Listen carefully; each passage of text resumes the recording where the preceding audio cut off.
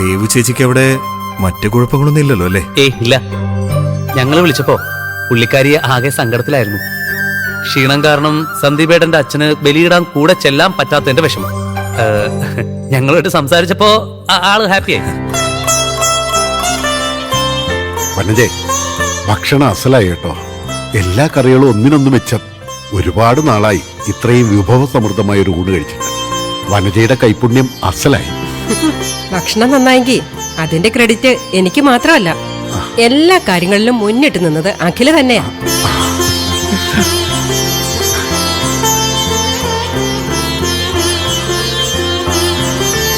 ഒരു കാര്യം ഉറപ്പിച്ച സുരേന്ദ്രേട്ട, പാചകവും വീട്ടുഭരണവും ഒക്കെ നോക്കി നടത്താൻ നിങ്ങളുടെ മോള് മിടിക്കുക.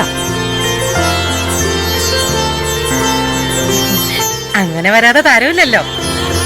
ഞാൻ അങ്ങനെയല്ലേ ഇവളെ പഠിപ്പിച്ചതും വളർത്തിയൊക്കെ. അതെ, അമ്മയുടെ മിടുക്കല്ല, അടുക്കള കാര്യങ്ങളിൽ എങ്ങനെ പെരുമാറണം എന്നുള്ളതില് ദേവൂട്ടിയാ എന്റെ റോൾ മോഡൽ. അതിനും ക്രെഡിറ്റ് അവക്ക്. അല്ല, ഒരു കാര്യം ചോദിക്കാൻ മറന്നുപോയി. ഇന്നിങ്ങനെ വിശേഷിച്ചൊരു സദ്യ ഒരുക്കാൻ മാത്രം എന്തായിരുന്നു ഇവിടെ വിശേഷം? എല്ലാം വിശദമായിട്ട് പറയാം. വാ, ഇന്നും സംസാരിക്കാം.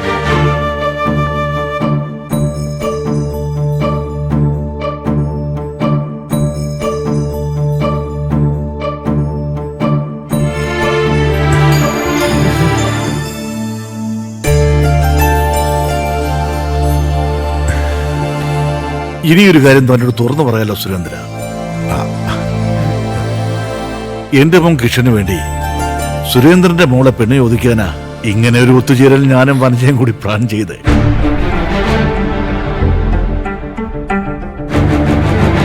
എന്താടോ, തന്റെ ഈ മിടുക്കി കുട്ടിയെ ഞങ്ങളുടെ മോനോട് ആലോചിക്കുന്ന വിരോധമുണ്ടോ? അതിന് ഇവക്ക് കല്യാണ പ്രായം ആയിട്ടില്ലല്ലോ. ഇവളിപ്പോഴും പഠിച്ചോണ്ടിരിക്കല്ലേ. അല്ല, ഇപ്പൊ ഉടനെ ഒരു വിവാഹം വേണമെന്നല്ല ഞങ്ങൾ പറയുന്നത്. അവൾ തുടർന്ന് പഠിച്ചോട്ടെ.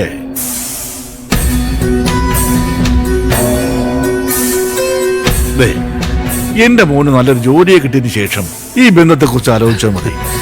അല്ലടാ മോനെ? എപ്പോഴായാലും എനിക്കൊരു ജോലിയൊക്കെ കിട്ടിയിട്ട് മതി കല്യാണം. അതെ, ഒരു കാര്യം തുറന്നങ്ങ് പറയാലോ. എന്റെ മോളുടെ വിവാഹത്തെ കുറിച്ച് എനിക്ക് ചില സങ്കല്പങ്ങളൊക്കെ ഉണ്ട്. നീ ഊട്ടിക്ക് കിട്ടിയ പോലെ കോടീശ്വരനായ ഒരു പയ്യനെ ഇവക്ക് വരനായി കിട്ടണമെന്നാ എന്റെ ആഗ്രഹം.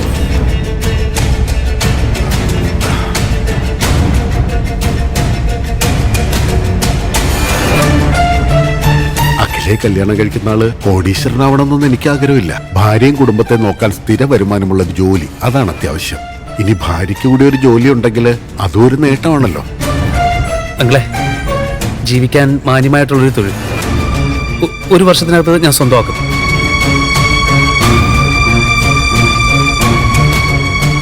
അതുവരെ അഖില പഠിത്തം കണ്ടിന്യൂ ചെയ്യട്ടെ.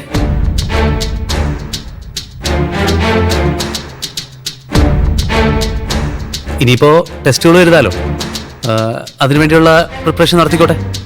അതെ, രണ്ടുപേർക്കും ഒരു ജോലിയാവുമെങ്കിൽ അത് വളരെ നല്ലൊരു കാര്യമാണ്.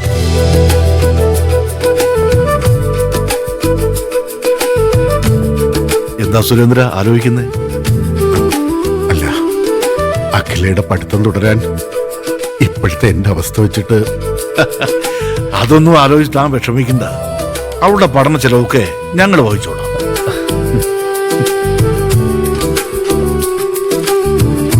എന്തായാലും കാര്യങ്ങൾ എത്രത്തോളം ആയ സ്ഥിതിക്ക് നമുക്കൊരു വാക്കുറപ്പേര് പോലെ എന്തെങ്കിലും ഒരു ചടങ്ങ് നടത്താം.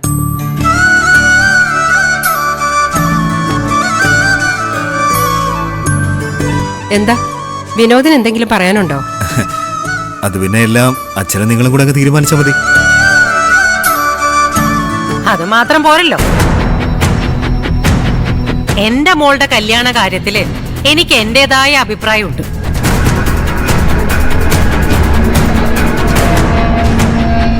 സന്ദീപിന്റെ ബന്ധത്തിൽപ്പെട്ട സാമ്പത്തികമായി മെച്ചപ്പെട്ട അവസ്ഥയിലുള്ള ഏതെങ്കിലും ഒരു ബന്ധുവാ ഞാൻ അഖിലേക്ക് വേണ്ടി ആലോചിക്കുന്നത്.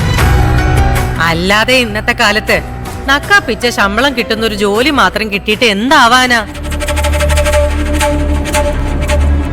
അമ്മേ, സന്ദീപേട്ടന്റെ ബന്ധത്തിൽപ്പെട്ട ആളെ വിവാഹം കഴിക്കണോ അതോ എനിക്കിഷ്ടപ്പെട്ട ആളെ വിവാഹം കഴിക്കണോന്ന് ഞാനാ തീരുമാനിക്കുന്നത്.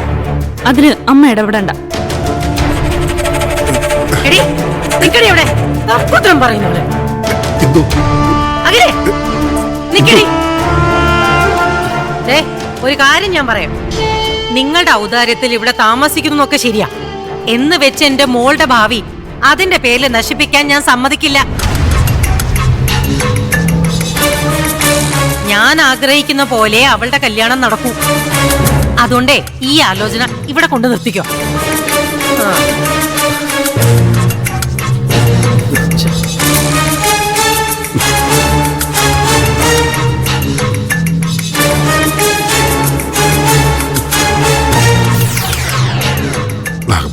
അത് ഏയ് സാരമില്ലടോ, ഞങ്ങളൊരു ആഗ്രഹവും പറഞ്ഞു.